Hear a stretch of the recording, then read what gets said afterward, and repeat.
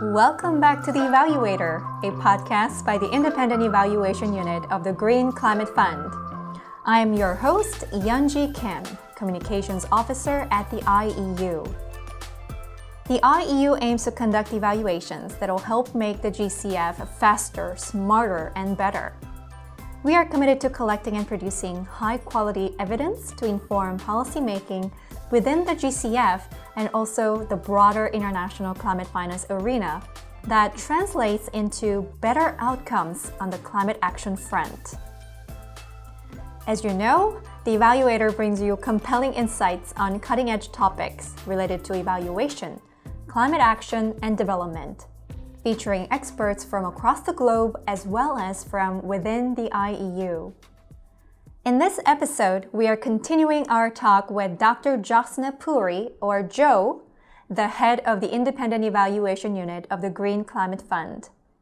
Our previous episode with Jo focused on her journey as the IEU head for the world's largest climate fund in the last 3.5 years, with an emphasis on the 7 evaluations that the IEU delivered under her leadership.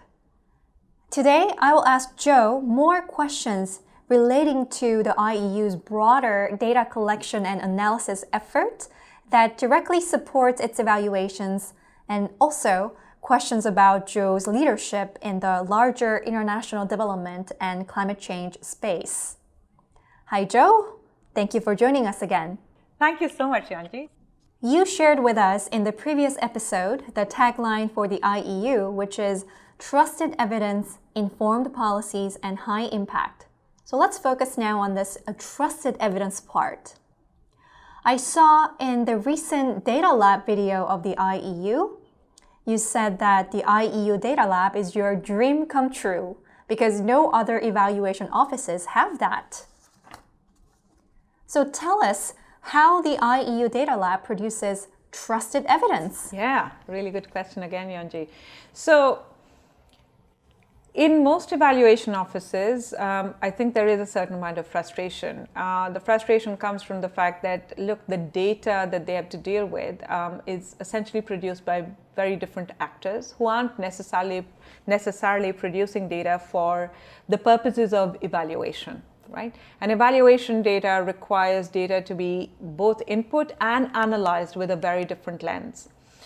I think some of my previous training taught me that, but also my conversations with, I think, leaders in the evaluation field informed me about that frustration. So most evaluation offices have to deal with that, and because of that, many at least have given up on that challenge, or basically decided there's just so much data that, and there's so much to capture that if they did want to do a good job, it would be almost impossible, especially at the stages of their own evolution of their offices, because most of them are 30 or 40 years along, and this is where path dependence makes a big difference.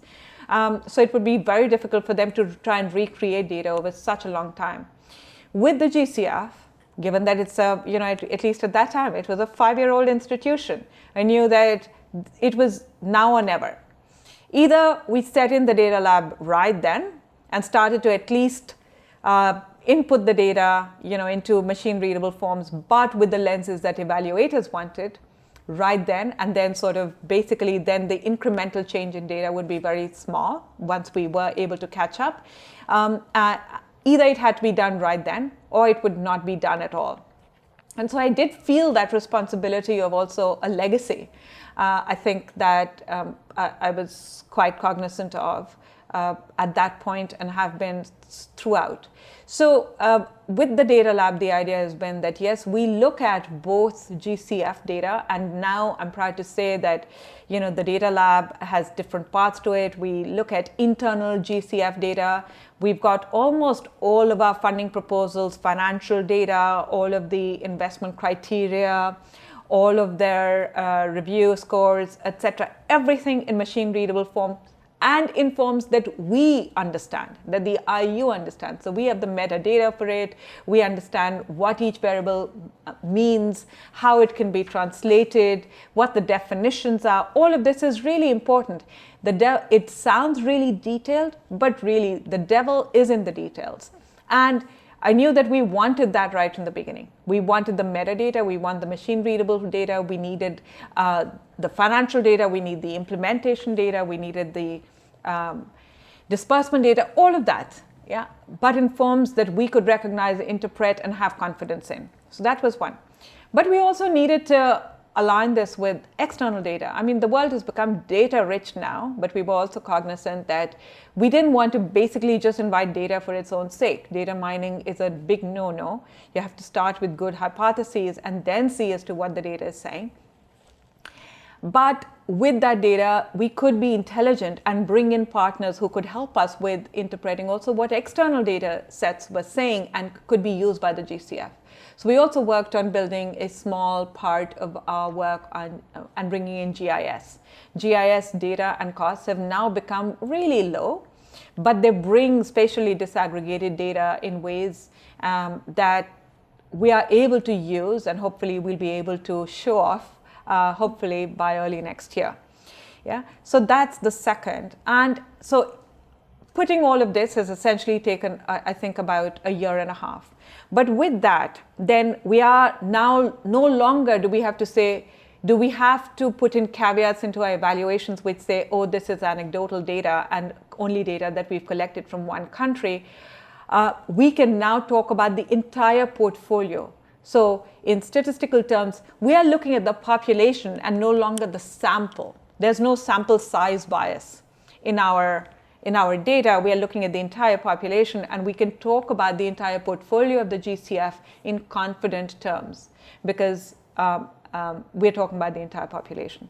What that has meant is that whether you're looking at the IOU's results management framework review or the country ownership evaluation or the evaluation of the GCF's readiness and programmatics and readiness and preparatory support program, or indeed the forward-looking performance review that we brought out last year to inform the GCF's first replenishment, we were able to show GCF data not just in terms of milestones, but also in terms of processes. How long does it take, for example, for an entity to enter the system and get approved by the board? For the first time, the GCF board as well as the GCF secretariat were seeing numbers such as 506 days, such as 600 days to get from when you first enter the system into getting approved by the board. For the first time, were people who really felt strongly about the GCF able to see other numbers such as after the GCF board approves a proposal, how long does it take to get your first disbursement? Once you had those first level of questions answered, you could then start to go down into the second order of questions and say, okay, why does it take so long, right? Because before that, it was all anecdotal and you could do a he said, she said. Now, we just had the data and we could put it out there and it's replicable. So anybody can come and use our data and see that the results are replicable. And that's the confidence that we want to bring to our evaluations.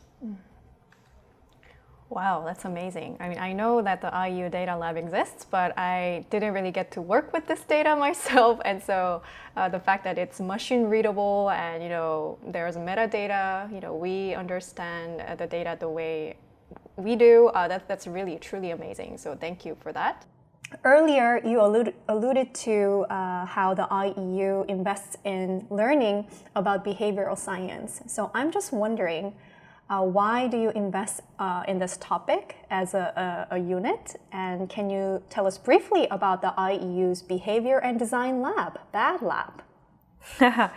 Yes, of course. Thanks very much, Anji. So I think, as I said a little bit early on, I think one of the things that has taken up a lot of my mind space and my thinking even before I joined the GCF is the fact that clearly evidence is not enough.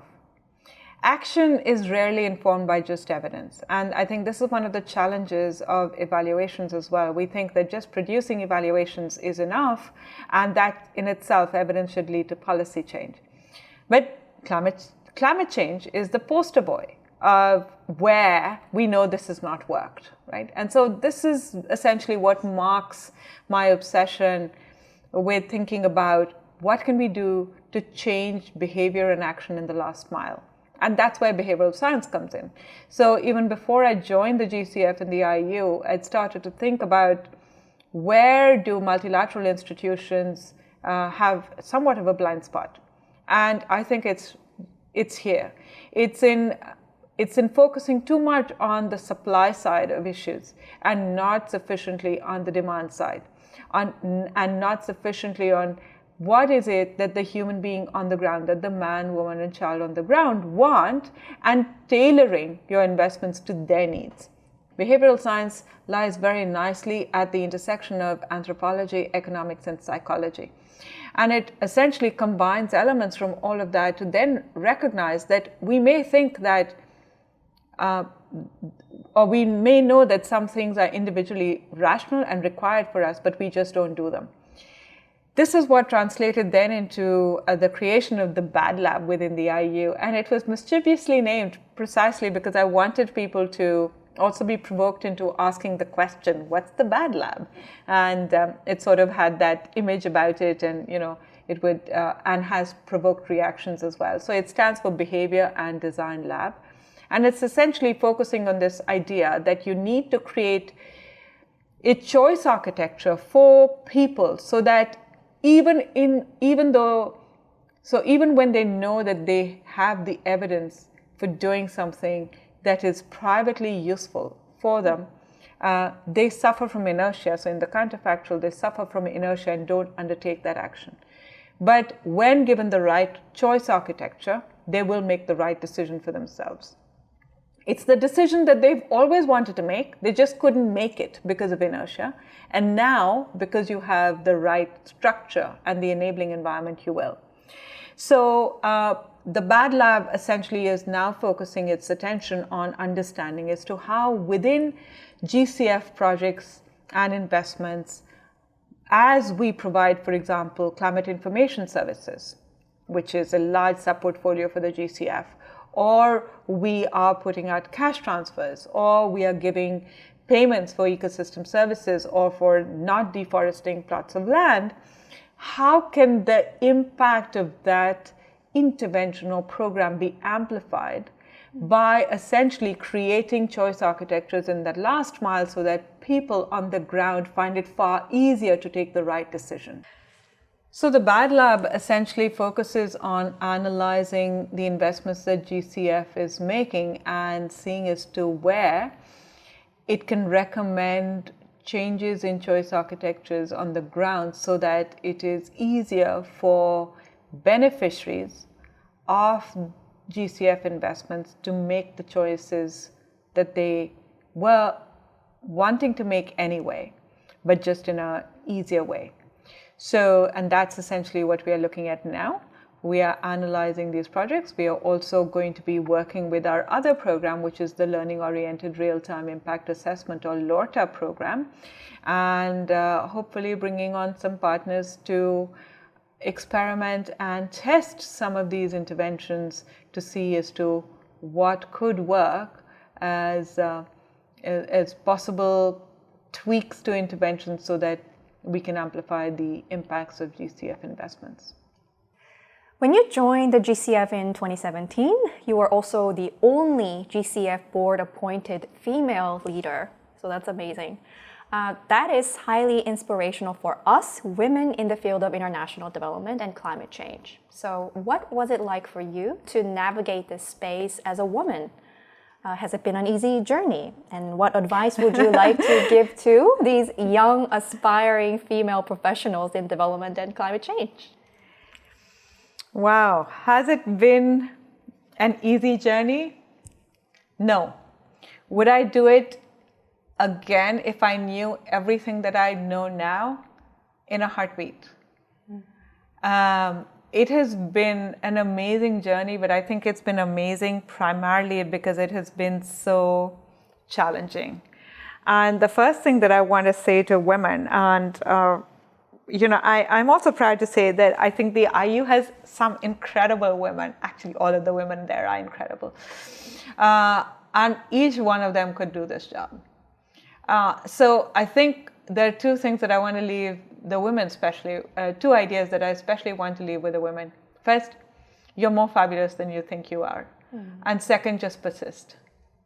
There's just nothing else, and they've got everything else. They are bright, they are intelligent, they are persistent, they are energetic. It's just, there's nothing to stop them. So yeah, just believe that you're fabulous and persist. My only 2 messages. All right. Can you tell us now, switching gears a little bit, tell us about your new role at the IFAD. What is the next chapter of your career going to look like? And how would your experience at the IEU help you in your new position? Yeah, I have to say I'm both excited but also nervous about the new position. So I will go as Director of Strategy and Knowledge to the International Fund for Agricultural Development for Environment, Climate, Nutrition, Gender, Youth and Social Inclusion. I have to say I feel really privileged about this offer and this position, primarily because it combines the 2 joys that I have in life. One is to think about knowledge and how to generate that. And the second is how to make it useful. And with the strategy component of my overall responsibility, I'm hoping very much that I'll be able to take that knowledge, the knowledge part of my life, and feed it into the strategy part of my role, and help IFAD to think much more about data-driven and evidence-driven strategy and policy. And I don't think I could have asked for a better transition. Of course, you can come back and ask me 3 years later as to how I felt about it, and I'm sure I'll have a different story. But I think that the IEU position was definitely a labor of love in so many ways, and of passion, of energy. But it has also readied me to think a lot more about how policies and strategies should be devised. And really, if I was to be completely and brutally honest, it's time to put my money where my mouth is, right? In the evaluation position, I'm advocating constantly to organizations to think about evidence, to think about evaluations before they think about their strategies, and to feed this into their strategies. And in my new position, I will have that responsibility. So I'm hoping very much that I'll pass. Oh, sounds like a great transition. Although, yeah, it's a great loss for the IEU.